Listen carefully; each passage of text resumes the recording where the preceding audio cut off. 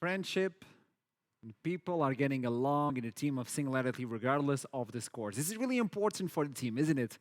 You were a coach. Yeah, no, atmosphere is like a lot more than people would probably consider in terms of how fast you could progress as a team.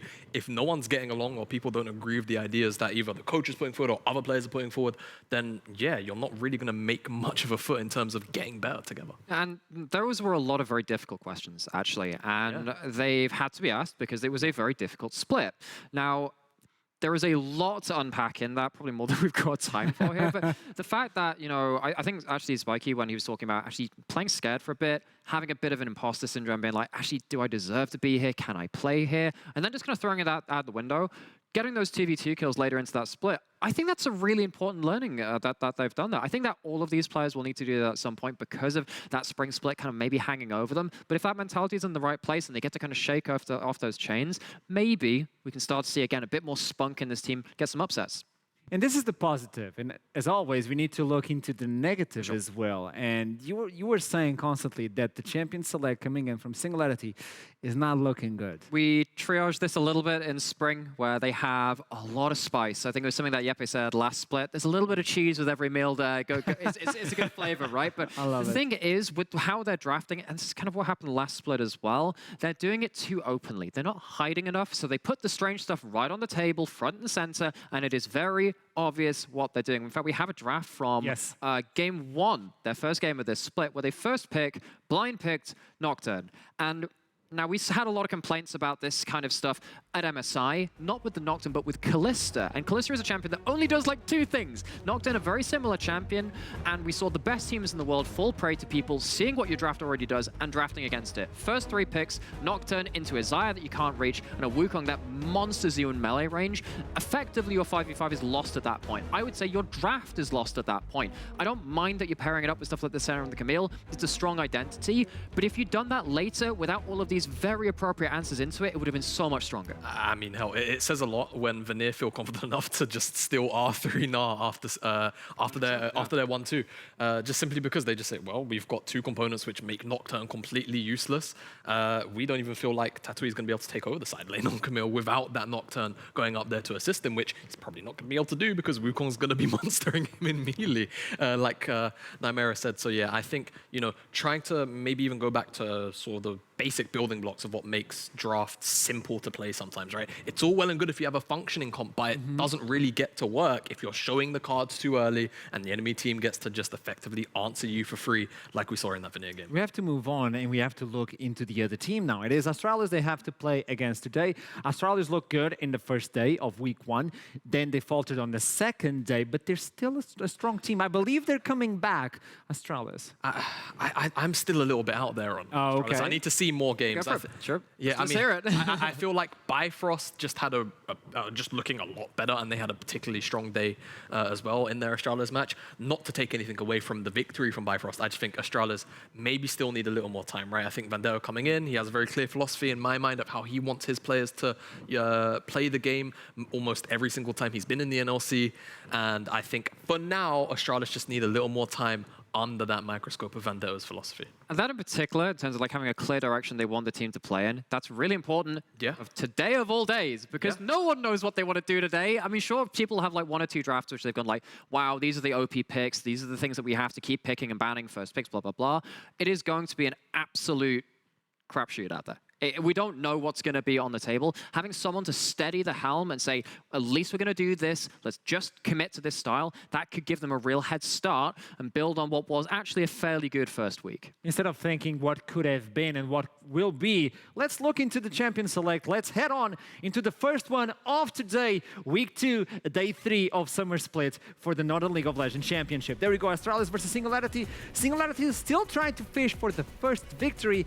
Astralis 1-1. It's a new patch. And the first thing that stands out to me, Astralis on blue side, I think blue side is really strong right now because currently I think that the strong champions, the OPs, are better than the things that you would normally put up against them to counter. You might be able to deal with them a little bit in lane. I don't think it works as an overall composition when you're having to deal with stuff like Talia, stuff like, well, I mean, obviously the Lilia being banned, but having blue side to have more of this ability to snatch up the strong champions without good answers to them, I think that's very strong for Astralis already before you even get to the bans. Yeah, and I think for me, the red side bans are going to be really interesting. I think Wukong's still permabanned. Yeah. In my mind, so is Talia still. I think you can still probably get away with banning Talia, or you not get away with, but more accurately, you're forced to ban Talia on red side The still. other side is like, you do not get away with that. Yeah, but now my question then becomes, are Astralis going to leave Gwen up with that knowledge? Are they going to make SNG pick and choose?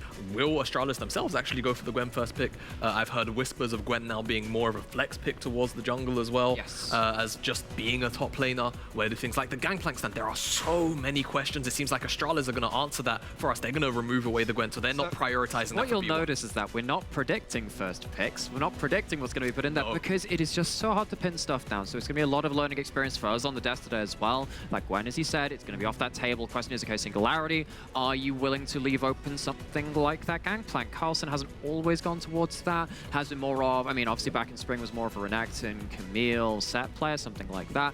And Singularity decided, okay, tier listing from what we assumed. This is actually quite similar to last week. These three champions were largely the red side bans. Not so much of a change from them. Yeah, no, so I really want to see what Astralis get down to here for this first pick. Viego's still a champion that exists in the game, still very capable of dealing a bunch of damage, percent HP, still very versatile. Wukong and Viego were probably the best. Oh, wow. Still.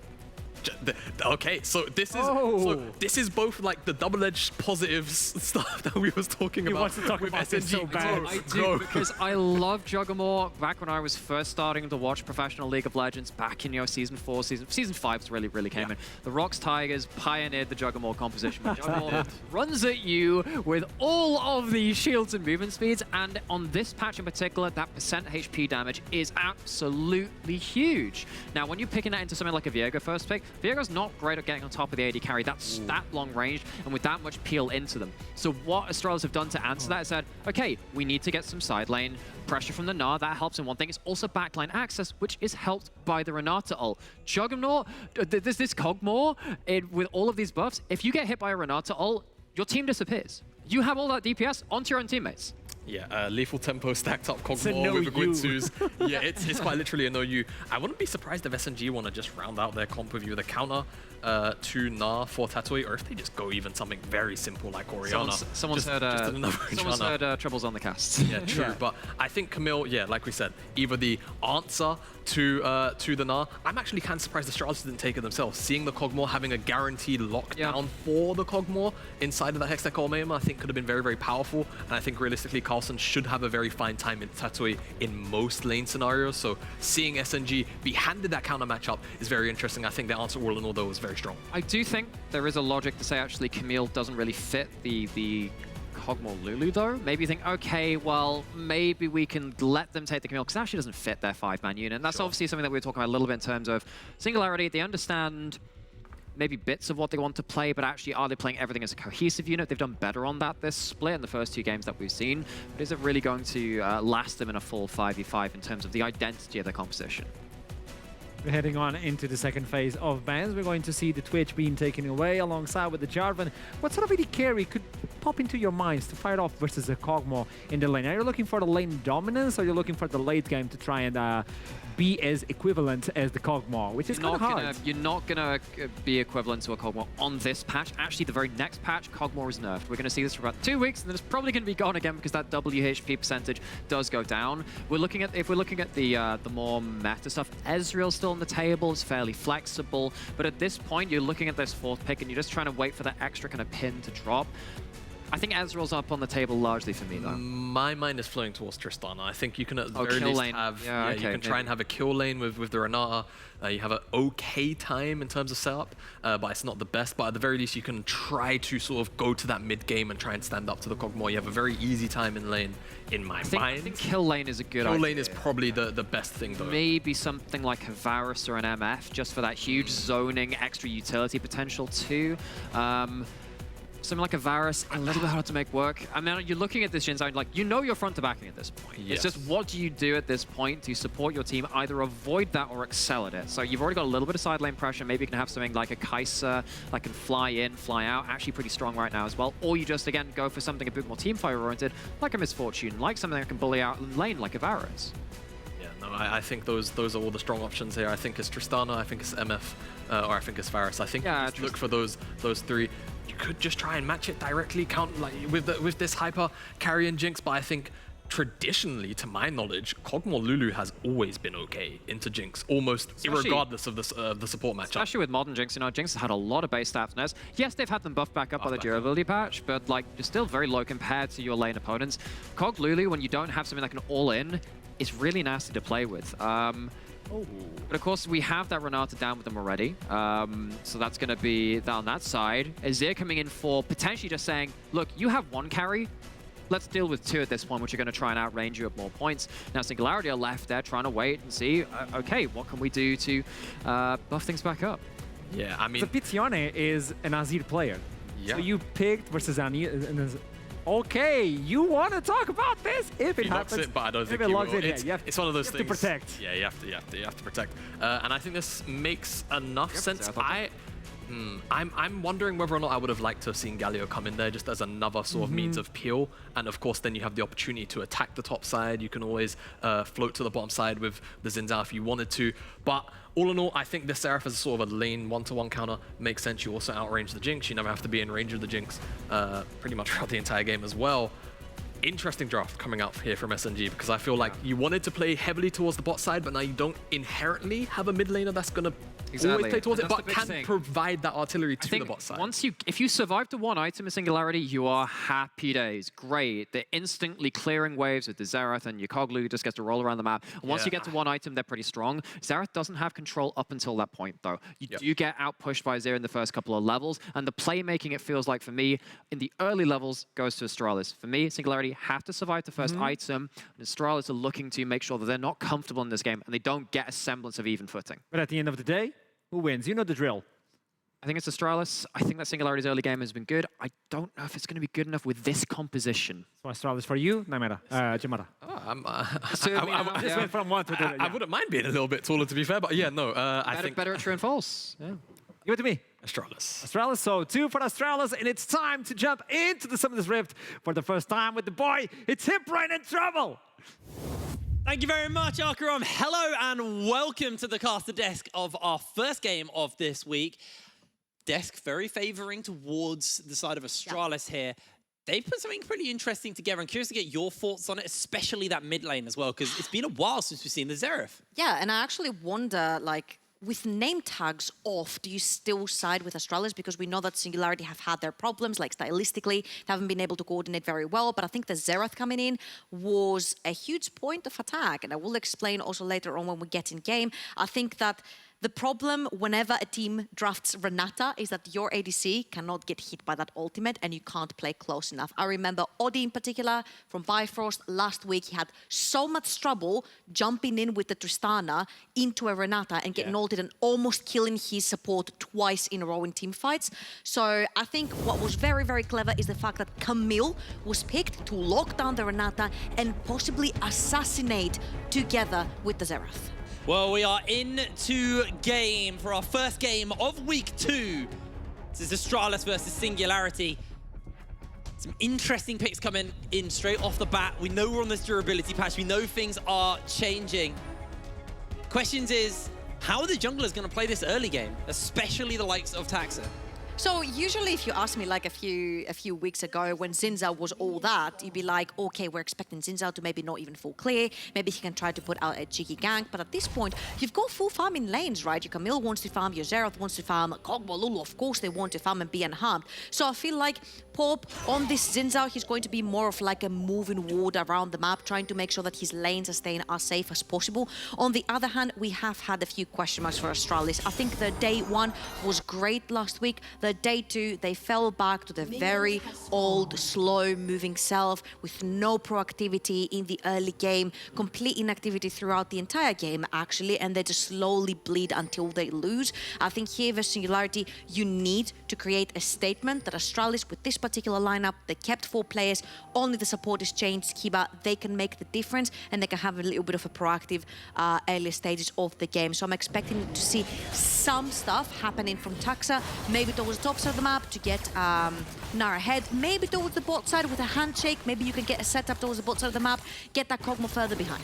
I mean, we actually did hear Jamada talking about this on the desk. We heard him talking about how getting a kill lane might be the answer to this Kog'Maw Lulu, because, you know, if we get to late game, it's going to be horrific. Yes, you do have obviously the ability with the hostile takeover to turn Kog'Maw on his own team, but you don't want to be relying on that as your only win condition. Does Renata hit the ult or not? Because it's going to be rough otherwise, and, you know, Taxa could potentially set up for that kill lane, so we'll keep our eyes on him. I'm curious to see how the durability patch will actually affect the early aggressiveness of the junglers. I'll tell you one thing, Kiprin. I am a notorious Katarina main. Yeah. I have tried to kill Yumis when they detach from someone lots of times. I usually one-shot them with like a Q and maybe a W proc. I need to do my entire combo, and I still need to keep hitting that Yumi for it to die. So I think that enchanters, especially down the bot side of the map, are going to be very flavor of the month right now. Yeah. Because that has been always the problem, right? How squishy they are, and that if they get camped in lane and they fall further behind, the problem is that you cannot move in blindly toward, you cannot pressure your lane a little bit more aggressively. Right now, we're seeing that you can, therefore we have the Lulu and the Renata. Yeah, seeing Taxa is down here, but he's just making sure this wave is able to crash and they're not going to lose too much. Taxa actually looking for Pop here, but Pop is going to spot him out, and now Jeppe actually moving over. Kiba has seen him though, so this is going to be a little bit of a fight for the blue here. Pop doesn't have that smite, so it's not going to go down, and Taxa picking up a 3-second buff, third buff. I think Pop right here is wasting complete time. His smite was not up, so there was no chance for him to just walk in cheekily and steal that. His cracks on the top side of the map are up and available. Just back right now, go back to your top side, start clearing, get that level 6, be that mid shield for your Kog'Maw as soon as you can. I think that was also very clever from Taxa right there. You've got so much priority towards the bot side of the map, so you're using that to invade. This was a common technique that G2 was using last split when Reckless would play the Tristana. They were getting perma priority down to the bot side of the map, and they would always invade bot quadrant together. It looks like we might actually have a 3 versus 3 here in the bot lane already. Taxa putting down the Shroud, and he's actually just looking to avoid away. Nice little catch there with a handshake from Kiba, but not actually going to translate into anything else. As the wind becomes lightning, hits Kiba, the wave is going to be able to crash. Taxa quite happily able to pick up crab number 1, going to move up towards the top side and take crab number 2. Not as impactful as last year when Krabs was basically just deciding jungle matchups, but even so, Taxa going to be very happy with the lead he's been able to accrue for himself over Pop. And we had questions in this game. Is Taxa going to be aggressive enough? Is he going to be proactive enough? And it looks like the answer here is kinda. He hasn't gone to a lane and done too much, but like he hasn't needed to because his lanes are doing okay, and he's denying Pop. Yeah, I think he's using his lane priority very well. He knows that the Wraiths are going to be spawning at the exact that time because Pop started from his red buff. So Wraiths are like probably, well, chickens right now are the easiest camp to steal, right? Because you're closer to your mid lane as well. And if something goes wrong, you have much shorter way to run back to your team than if you were invading another side of the map. Pop is still not farming up though.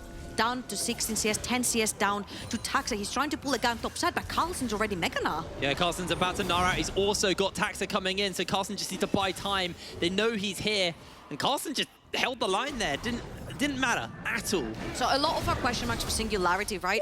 Ooh, that was a really nice trade right there from Senkax, and I think Pichone might need to back, or he's going to need a teammate around to try and help him under that tower. They have, of course, spotted Kiba, but again, one of the question marks for Singularity has always been sort of like, what's happening with Pop's jungle path and what is the idea behind pulling a gank and losing farm? At this point, you're not necessarily playing a very aggressive early game jungler where you need to get that lead early on because you've got a Kog'Maw down the bot lane, you've got the Xerath in the mid lane. These guys will scale later on and they will carry you through. All you need to do is speedrun your level 6 so you can be that shield in front of them in team fights to come. And I feel like Pop has sort of slowed down his clearing so much that right now Taxa is sitting one level above. He's already based. He's most likely going to have a Sheen in his pocket. He's not actually. He's going to go for the Kindle Gem, which means that he's going to be that much tankier and that much harder to kill. And expect to see probably a lot more invades coming in from Taxa. Yeah, exactly. And on the durability patch, levels are so important. So Taxa having a level lead is big because you get that extra percent, like magic resistant armor per level. So he has those over Pop with the health to back it up. Pop is going to get himself the smite down, but lose out on a little bit as Taxa may just look to continue to chase here. Doesn't actually have his upgraded smite yet, nor does he have level 6. So Pop will get away with a little bit of a steal in response to what has been taken from him which is everything. He's lost so much already. Yeah, and the only reason, of course, that Astralis were not able to respond to that invade was the fact that Senkax had not backed yet. He just backed. He bought his lost chapter. He used his teleport, but Carlson is minute now here. Yeah, he's able to jump away, though, and with the get excited, or the hype proc, whatever it's called. Speedy little Gnar, able to jump away. That's the Hextech ultimatum now down Just by expect Tatooine. Astralis to possibly move into the jungle again. That bot side river actually belongs to Astralis. Crispek and Kiba have been doing a fantastic job at shoving in the wave to make sure that Taxa can move freely at the bot side of the map, and Senkax has been doing the same. So that bot side river, if Pop wants to jump in, and if he does use that blast bomb, they will see him, he'll be isolated. Yeah, he's been spotted out already. We've actually seen the right of the Arcane has been used mid lane, but it's all about this bot lane action. Jeppe dodging away on the zap, and the wind does not become lightning. Teleport coming in from Tatooine towards the top side of the map, so he's not getting involved here. Taxa will be able to take away this dragon, will be able to upgrade his smite now. And he is sitting pretty on this Viego as in comes Senkax, misses out on the Emperor's Divide. Pichone able to get a good flash off and escape to his tower. Really nice flash right there from Pichone to make sure that he gets out scot-free. But the thing is that if you're playing for a late game teamfight composition, you don't want to be forced in teamfights you don't want to be participating in. And Astralis, by forcing the early dragons, by possibly stacking them up early on, because remember what we said, Senkax has spun up prior mid, and also the bot lane of Astralis. Gone with the Spectral Maw, they're going to chase in. They don't have the ultimate on Senkax, but it doesn't matter. Astralis find first blood. Very good stuff. The kill goes on to the Azir, who's already 23-24 now. CS up onto Pichione's Zerath. They're gonna go towards the top side of the map because they're one man up on the map right now for the side of Astralis, and everything is going Astralis' way. We said we want to see Taxa and his proactivity. Well, he's doing just that. Goes mid, takes the flash, makes sure to come back level 6 for that return gank, whilst the flash is still down for Pichione. Bit of a question mark right there because the lane was also pushing towards Pichione, so you do not have to overextend, especially with Zero, since you have such long range spells. But props to Astralis for taking that proactivity. This is our question mark for them. Can they be proactive enough in the early game to sort of make that Kog'Maw fight before his time is due to fight? And with Heralds, taking down towers, taking down platings, make sure you have more items over the Kog'Maw, it might be what you need. Definitely a very good start here for Astralis. This is that proactive we wanted to see out of them. We're at that 9-minute mark, and Taxa has been able to deny a lot from Porp while also supplying his team with some stuff as well. Taxa does have that Rift Tail, so I'm curious to see how he's going to use that as his blue buff is looking to be taken away here. Taxa smites it down, and that's another denial from Porp. Porp hasn't had a blue buff all game long. The question for me is, how is Taxa going to translate this early proactivity into something? Because like you said, there is still that condition. There is still that ticking timer in the Lulu Kog'Maw bot lane. Oh, this is so unfortunate. I'll reply to you exactly that. Pop only has the bot quadrant of his map available to farm.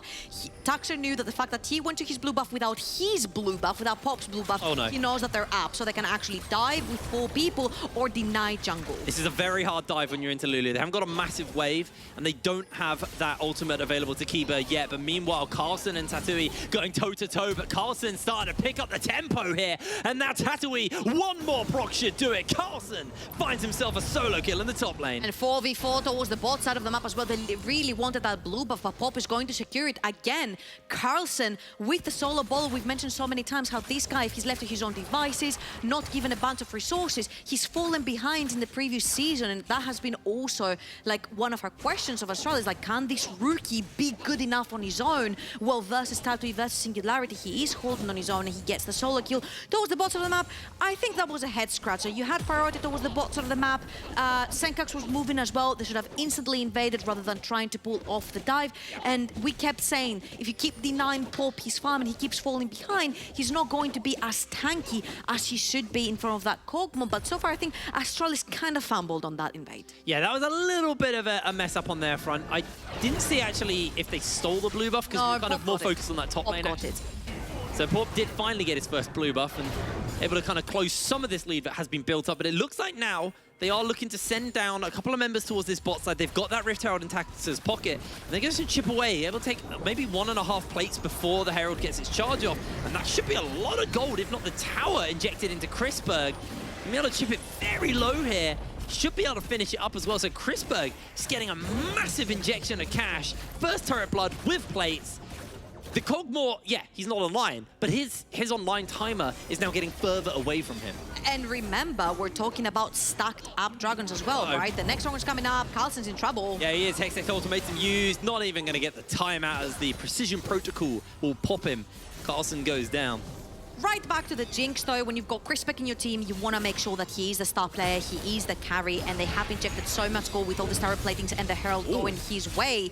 And the fact that, yes, Kog'Maw's not online yet means that Crispec's Jinx is online. He just went back, bought the Kraken, has the Berserker's Greaves as well in his pocket. That means that this Jinx is going to be hurting quite a lot at this point, and the next Dragon fight is coming up in a couple of minutes. Kraken's so impactful here on this patch. There goes the Rift, the Scuttle Crab, but Taxton now onto Jeppe. Borb actually flashes out of the pit, doesn't want anything to do with this, because Crispberg and Kraken Slayer coming up into this top side of the map. It looks like they're going to just catch the wave and shove in for more plates, for more gold into Crispberg, because Crispberg is just set up right now. Keeper will spot out Tatooine, look to catch him out, but doesn't quite land onto the handshake here. Senkux has already used the Emperor's Divide. Carlsen's coming in, they've got the Sand Soldiers to work with. Carlsen's going to force the flash out. Bakone, and he is going to get sent packing, but Taxa jumps in on the top side. A potential dive is looking to break down. They get the handshake off as Keeper's caught. He has got the ultimate. He's going to throw it down onto a couple of members. They're already going pretty low here, but Crispberg is untouched, and he is just free-firing out. Great Crescent Guard will keep them alive for the moment, and Carlsen can't close that gap anymore. Astralis not going to find the kill, but they're going to keep the tempo up, keep the pressure up onto Singularity. I don't know if you want to be diving any towers that Lulu is underneath, right? Because Jeppe right now has the heal available to him. He has a polymorph, he has a speed up, he has a shield, he has an ultimate. It's really hard to dive a Lulu, but the objective right there was not necessarily to kill somebody, it was to fend them off the tower, just so Crispberg can cash in on more tower platings. Look at this. Because they know that now Singularity's 3 members have backed, it is absolutely free for Crispberg on an immobile AD carry to sit on the top side of the map and claim his second tower prior minute 14. Second tower and 8 plates. Yep. I'd love to see Crispberg's gold right now, because that is incredibly fed. It's very deceptive. Look at that gold lead between our AD carries in this game. Crispberg is set up for success here. Absolutely, and if you look at what he has around him, he has a Renata, he has an Azir, he has a Mega Nut, so many peeling tools around that Jinx to make sure that nobody is able to touch Crispberg. Of course, on the other side, you do have Xerath that hasn't yet come online. Just purchased the Leandris. We're looking at maybe 2 to 3 items Xerath, but right now, again, I think Singularity are playing on a clock. What Astralis are doing right here is very clever. They're trying to stock up the dragons and force Singularity, when that fourth dragon spawns and it means Soul, to move down that river and actually fight them, because it's going to be 2 very important souls. Either going to be Mountain, it's actually a Hex Dragon, which is going to be even more damage, even more slow, even more appeal for the set of Astralis, so they will have to fight that. It's all interesting as well, because it gives you, you know, chase down potential. And I was kind of chatting to Namira and Jamada before the show, and some of the things they were talking about is, you know, this kind of true damage, this health percent damage, but also kind of pairing that up with either slows or pairing it up with either like just hard CC, being able to keep people slowed and keep in like range of them to continuously chip away their health bar, because obviously everyone's a little bit tanky, so fights aren't so quick. So slows are going to be very impactful here. So that's a really good Hextech Drake, especially when you got like a hyper carry like your Jinx as well, getting extra attack speed. But Senkux going to have to dodge away on the right of the Arcane, and Pork's Wind Become Lightning will eat one, but a great handshake will just force him away. And that's going to be the end of that, as it looks like Astralis are going to translate all of this pressure now into their second Rift Herald of the game. Taxa picks it up, and I assume this is probably just going to be mid lane falling, and that's the last thing Pachona needs. Yeah, so I'll tell you how I see the entire Singularity composition right now, right? It's, we're gonna bleed. We know we're gonna bleed in the early game, but how much can you afford to lose until your Kog'Maw is online, until your Xerath is online? And will Pop be fed enough to be able to shield for you, to peel for you, to be able to stand in front of you? That is my question here. I think Singularity's quest is to make sure they pick Renata. If they actually can make a pick on Renata with Tatooine Camille locking her down and Pichone possibly sniping her from a huge distance, then yes, you can actually play the front-to-back team fights with your Kog'Maw. But if Renata is there and she does get an ultimate onto Spiky, then it's going to be huge troubles for the entirety of his team. Yeah, it's going to make life so hard. Kog'Maw, very short range, and even with the Lulu buffing you up, You don't want that Lulu buffing you up and then you turning on your team and absolutely obliterating the health bar. Blade the Ruined King already finished up, but if you look over at Chrisberg, Zeal, Longsword in the inventory with that Kraken Slayer, building towards what I assume will be that Phantom Dancer as Taxa misses out on the Spectral more. Not going to be able to find too much more there for the moment, but man, Chrisberg is looking terrifyingly strong right now. And you've also got this lead that has obviously been built up in the jungle. You look at the CS lead that these junglers have got between them. Taxa sitting very pretty and has been able to translate not only a farm lead into objective leads. 2 dragons in the pocket of Astralis. I'm already 15 minutes in, and this is feeling already quite hard for Singularity, but I wouldn't say impossible because of their bot lane. We talked about the weaknesses, and, you know, they need to get rid of Kiba to actually fight, but if they do get rid of Kiba, and Spike has a couple of items under their pocket or in their pocket, this is a very scary. Yeah, I think you pick off Renata, the game is absolutely playable. I think you dodge the Renata ult, the game is absolutely playable. But again, you need to reach the point where you're actually fed enough. And at this point, I think Astralis have all the pressure because the Singularity composition is just so inactive. Yeah, it really is. You do have that cleanse on Spike, so you can use that, but the charges are coming in.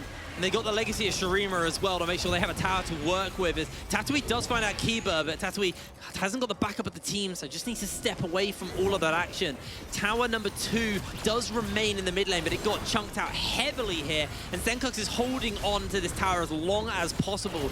Gets chunked out somewhat.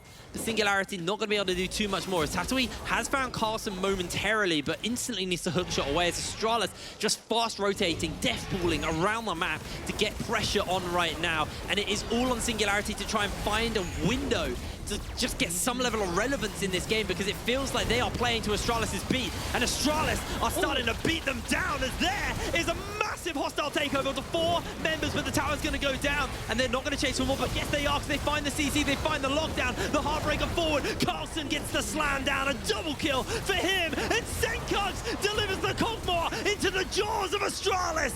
Singularity have to just run away with their 2 remaining members. It's a slaughter from Astralis. Okay, but if you look at the health bars, Chrisbeck is on the brink of death. Taxa was on the brink of death. Carlson was more than half HP down. And yes, I understand this was a tower dive, but Astralis overreached a little bit. And after the hostile takeover was done, you saw the damage coming in from Singularity. Even here, Piccione, he will start charging his ultimate, but because he's too far ahead onto that lane, he's going to get interrupted by the Renata ultimate. So you see, when the Kog'Maw starts raining down all that spit onto Astralis, they actually start getting hurt. So imagine now a Kog'Maw with this Lulu with 2 to 3 items. Again, our question is Astralis gonna let it get that far? Tattoo is cool. Yeah, Tatooine has been caught. Porp is coming in onto that fly, and Spike puts down the slow with a spit, but Tatooine now heavily chunked, has got teleport if they want to try and contest this and keep it going.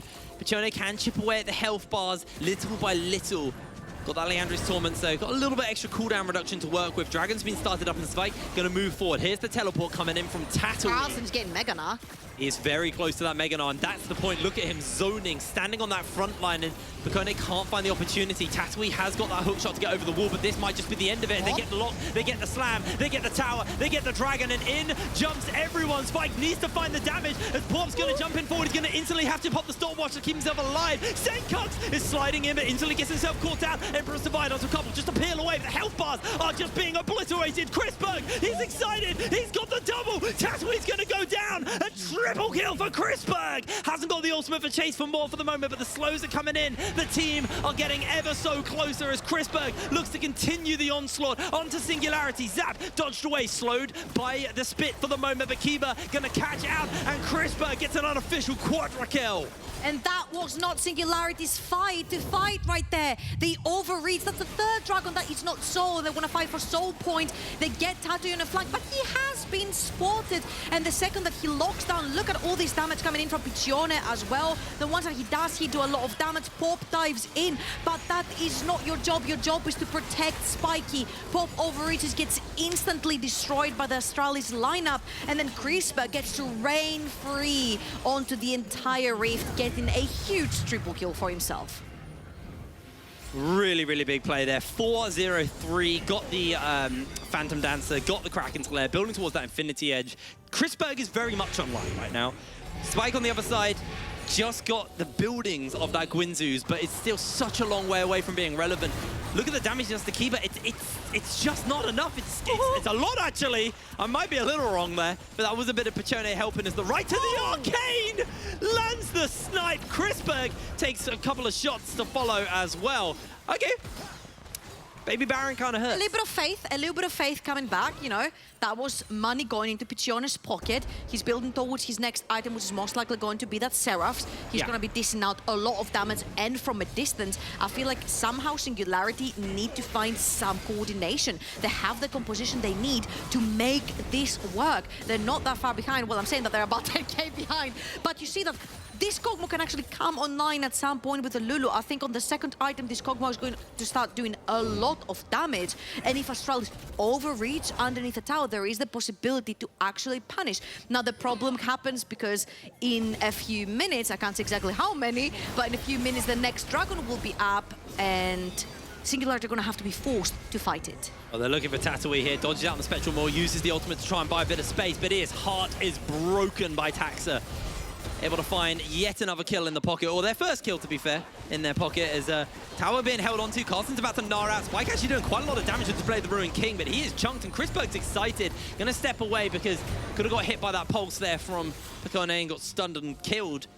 Is able to just about hold on, as Senkux shall finish up this tower, and now there are no towers for Singularity outside of their base. You have 2 minutes to get your Kog'Maw, his second item.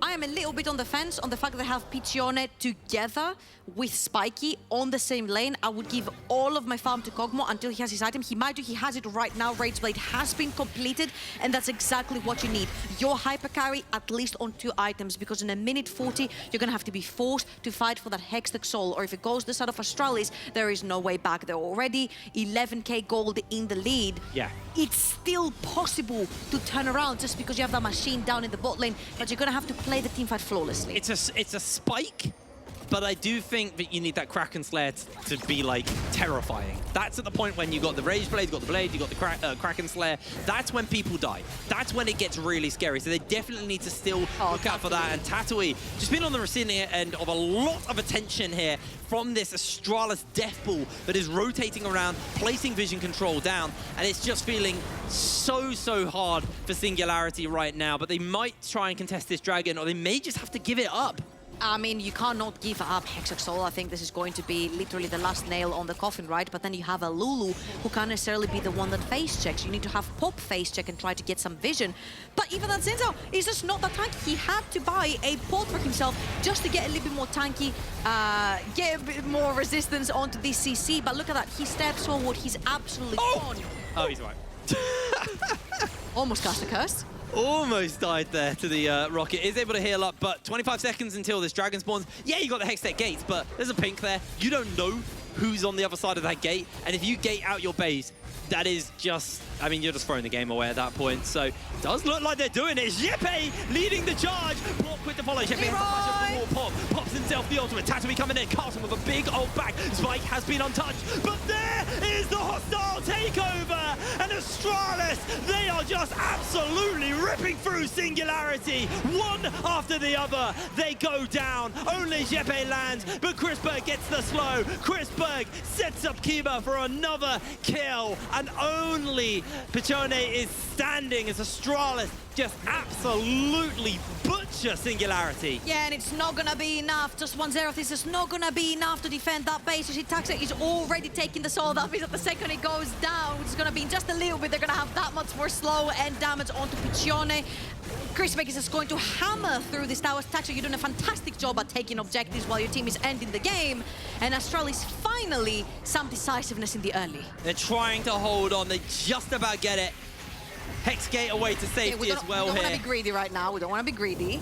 Not going to throw the game. As we have a look at this replay, why did you do this? I literally said there's a pink there. I felt like that was like the desperation Dignitas Baron play right there. And this is why I screamed Leroy as well. But Look at Spiky. He kills Pop, he almost kills Tatooine, and then Yepe gets zoned out by Azir soldiers, but still you see Spiky does so much damage just on 2 items. Had Singularity not fallen... Oh, Carlton! What an ult! And they're just obliterated! Singularity are down 2-2 as 3 members fall. Senkux gets the triple kill. Chris Berg gets the slow off with the zap and the Hex Soul. It does eat the Force Pulse for the moment, but he's too tanky. It's the durability patch, baby. Red buff stolen away. Taxa chasing up the Spike. Spike's trying to flash away, but look at the base. It is just melting. Down will go the Cogmore as Chris Berg pats the stats ever so tighter.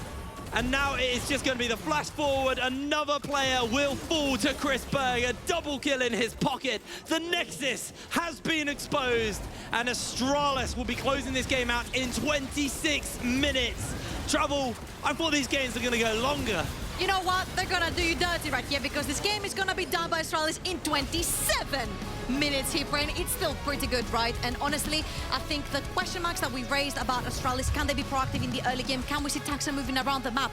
The answer to both was yes. And for Singularity, I think they just continuously keep bleeding because they cannot chain together. It feels like the shot calling is lacking. It feels like the way they want to play the game is lacking. And even though in game number 1 last week, we saw a little bit of a style coming into the Singularity, it's been slapped back out. And mind you, of course, we play on a new patch. I think a lot of teams were going to have to reinvent themselves of how they want to play the game. But for Astralis, this is a really, really good sign. It's a big patch with a lot of adjustments, but it felt like Astralis were very ready, had a good read on what they needed to do in that game, and they executed on it absolutely perfectly. We're going to throw it back over to our analyst desk to break that game down. So Akram, over to you. Thank you so much, Hipbrain. I mean, I feed off the excitement that Hipbrain brings in the cast, and this was straight up Astralis from minute 1 or even champion select until the last minute. Tell me. I mean, we called it out pretty clearly, right? It was like, if you survive to 1 item in Singularity, you're pretty happy. They didn't even get to, like, past first base. They were outlaned. They were out jungle path. They didn't manage to protect Porp's jungle pathing. I thought that was unlikely to happen because, I mean, you do have the Xerath who doesn't control that lane early, but even with that, they didn't lose gracefully, and that really compounded all of these errors. Yeah, and I think whilst all of that was going on, Chris Berg on the Astralis was just play after play. You got both side towers, and what was it? I think Jake called it, I think it was 8, maybe even 9 plates practically to himself. 2,000 gold lead at something like 14, 15 minutes. You can serve a family dinner off of that. You can get your friends around, get the cousins in. Like, it was just too much of a lead to give over to the Jinx. And yeah, I mean, I didn't mind the answer, and I think also you was kind of echoing the same sentiment as me. You see Viego, come on, Lulu, sure. It's like, why not? Answer. It's a pretty decent answer, in my opinion, in this meta, but I just felt like we set the criteria, right? Survive to that 1 item, like you said, and I'm kind of being a dead horse. That's all SNG had to do, and at best, they would have had a shot, but I think Astralis, again, looking at the positives for them, just too clean at playing the map in this game. SNG didn't really give them too much of a worry in terms of, you know, I mean, Porp was just consistently getting evaded, and Senkux. Critical mission failure. Yes, critical mission failure. Senkux and Taxa just moving across the map really, really well together as a duo, consistently providing that pressure to allow Chris Berg to do what we ended up doing in those day game team fights. The way that he put it, looking into the positives for Astralis, this is something that I want to focus now, like as the last question before the interviews. The fact that the way Astralis are playing and they have a plan beforehand, this is not something we saw in the previous split, was it? We had 2 sides of Astralis in this last split, which was early game great, no direction and shot calling in the mid game, and then it was actually early game taking a bit of a stumble. Wait, no, we've got everything together in the mid and late game, and we kind of got one or the other. Now, this game was very much helped by the fact that they were solo killing a top lane, they were pressuring TV2, they had winning matchups pretty much everywhere, and they played. This is a pretty easy game for them if the early game goes well, and that happened. Either way, they stuck the landing. That's something to build on. Just need to see that continue at this point. Okay, I do believe we have the interview ready for Astralis, for the winner of this one. It is going to be with the jungler. It is going to be with Texer that is waiting for us back at home. Texer, are you there? There you go. I got to talk with you again. I mean, it has been a little while, wasn't it? Okay, tell me something. Do you know that the map is divided by blue side and red side, so you only are supposed to farm the blue side? Wait, really? Are you sure? I didn't know that. What was the plan jumping into the game for Astralis? I mean, we had a really good draft. I have 3 pushing lanes, so I'm just looking to track the enemy jungler and make sure my lanes can play without getting ganked. So I'm trying to steal enemy camps using pryos to ward, and then it should be fairly easy after that. And you got to tell me that is the team feeling better right now? Are you feeling better with the team? Because it seems like you guys are more proactive on what you want to do. The ambience on the team seems a little bit more lighter as well. You seem more happy as well, which to me is a plus on this Astralis team. How are you looking to this composition of Astralis in the summer split? I mean, I think we are a lot better now. I think we're working and we're improving really fast, and we are not playing as bad in officials as we did last split. It can still get better, but we're on the right track, so I'm sure it will be really good at the end of the split. Okay. Yeah, and I also wanted to ask Taxa, obviously last summer you were champion of the NLC under Vendetto. What's it been like, being reunited with him, and what kind of systems has he brought to the team? Because I know Vendetto does have a fairly sort of solid idea of how he wants his teams to play quite consistently. I mean, it's always nice to be back with him. I like working with him. He likes to go into detail a lot and spend a lot of time with those players and just making sure that we mesh well together. So, yeah, it's just really great. Okay, for me, last question is, how is the team taking this new patch? How are you guys adapting? Is this something that is hard to take in as a player, or is it easy so far? I mean, it's really, really hard because it's such a different patch. I think we're still trying to learn. We don't really know what's up yet, but we're just playing, testing a lot, figuring out what's good, and hopefully in like a week or 2, we will know what's going on. Okay, wonderful job, Taxa. Congratulations on another victory, and good luck with the Lee Sin cleared in the jungle. This is a preview for you guys back at home. I'm not going to talk about it anymore. Thanks so much, Taxa. And then, oh no, I'll see you soon, Taxa. There you go. The oh no symbolizes everything that I have set up. Says a lot. No, the team is looking good, yeah. Yeah, but I do really like that answer to the patch question. There was like, yeah, we don't know what's happening yet. There was a lot of learning for us. I'm glad that we saw some new stuff. I think, again, like the Cog Lulu was a good answer. But a lot of what they did that game was fairly similar to what we've seen in Spring in terms of like, okay, Viego plays like this. Oh, whatever, 3 pushing lanes, we'll just play like we did in Spring, right? It isn't actually that much of a big change. The fact that they can still do that and put things on rails until they figure out the rest of it, that's quite important though. So, okay, the mirror has 2 sides. We have to look into the other one. Singularity. This is a team that is going through a rough patch, I would say, yet again. What can we say about this before we jump into the interview? Yeah, I mean, for me, I feel like that sort of execution ask that we had in the pregame was half met by having the Kog'Maw Lulu. I think Kog'Maw Lulu comps or like sort of hyper carry comps with an enchanter can be easy to play. It is a tin. It is a very large tin which says I deal damage on 1 item. Yeah, but I feel like they just went astray one too many times in the draft, right? Whether it be sort of just off theme with one another, having the Camille there, all right, great lane counter. What does it provide for the Kog'Maw Lulu? Same thing can kind of be said for the Xerath. I think the Xin pick was okay, but again, I think trying to stay on theme with one another. When you open with such a strong 2v2 like that, or not 2v2, but like duo bot lane like that needs to be supplemented throughout the game, draft around it for the rest of the draft. You're thinking outside of the box, but Uncharted lands are not bringing the results they're looking for. And now I have the pleasure to talk with Jojo from Singularity at this point. Hello, Jojo. So, I mean, you guys are thinking outside of the box. It's not working, though. How are you feeling about that? I think we're just, coming into this new patch, it's very different and no one knows what to expect. So we just tried to throw in a curveball that we felt was going to be strong, but we didn't play to what we have in scrims. So just have to bring it to officials. Okay. And Naimada, you're asking for the question. Now, Jojo, we also go a long way back. Seems like a lot of people in Singularity are people which I've cast over the years. So, you yourself used to play in competitive. You played around the UKEL. Actually, that's where we ended up meeting, actually. A lot of roots go back to that point. How are you helping support the team from your role in this organization? Because, I mean, we talk to the players quite a lot. It's a difficult set of results. Doesn't matter how strong your mental is. How are you helping this team overcome this and develop? I guess it was my first role in management, so I just tried to help them as much as I could by asking them how I could make them feel more comfortable, what I could do to help them. I have talks with the players sometimes, just try and see their perspectives and stuff, and try and bring more communication within the team. So I think that's an important thing that we are trying to figure out. Okay, now I hope you understand that I have to do this. I have to go deep. I have to do some things as a host. So I want to ask you, what is the plan for Singularity this split? What is the objective so far? Because in Spring Split, we were told that the idea was to make a team, to build the team, build the players and all that. And in the summer, things could be different. And with Pizzione, he's looking really good. 40% of the damage of the team is looking wonderful. But what is the objective from Team Singularity for summer split? I want the honesty, and now I want it to be brutal. Hit me. First of all, we want to get our first win, obviously. I think we just want to do better than last split, honestly. Get more wins on the board. I think we faced some quite strong teams. Like the first 3 games were quite hard.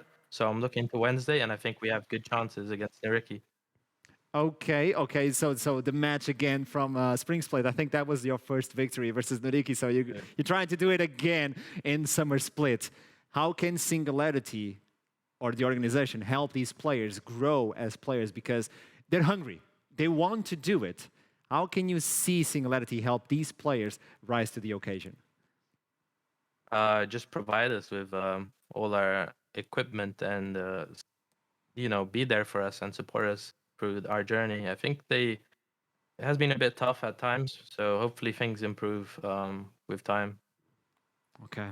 Matt, thank you so much for the interview. I hope you understand that I have to do these sort of questions, and I want to see more of Singularity. I love the ideas outside of the box, the Lulu with the Kog'Maw on the bot side.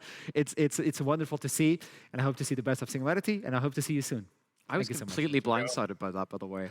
For what? Because again, I saw your face. The NLC and the UK scene, we're actually pretty tight knit. A lot of us go way back, and Jojo's someone I've cast so many times. I know he's now kind of like helping out on the Singularity side of things. He always was a very heavy theory crafting kind of player as a top laner. I've seen some dreadful set games out of him, some great ones. We've seen both sides of that coin. But it's interesting to hear his perspective on now actually being a step off the roster. How does that help a very struggling team? We knew this was meant to be a development roster. It was meant to start peaking in summer. A lot of questions still to be asked about that, though, because obviously that development's got a long way to go. And I'm making this question because this is Summer Split. Sure, you have to. Relegation is something that we need to be worried about in this split. And I got to tell you, for those of you who are not aware, Division 2 is looking hot. I'll tell you firsthand, the Division 2 teams don't play around at the top end. They don't play around. Right? Teams like Natives, teams like Monster, we have a couple of the players like Merbs who've moved up into Division 1 and seem to be having an okay time of it. And I can expect the same level of play from those high-end Div 2 teams coming into that promotion relegation series come the end of the year. So slip up. You cannot. In Division 1. So, if we may, we need to look into the standings to understand how things are right now. Astralis, obviously, with this victory, are going for the second spot, I would call, in terms of standings. They are currently on the 4th spot with 2-0, and Singularity are now isolated at the bottom of the table. And this means that the next game could put X7 tied with Singularity for last one, or it could help them go above and beyond. And what's kind of crazy is it's not an unreasonable result it is for X7 to lose, given how they've been playing.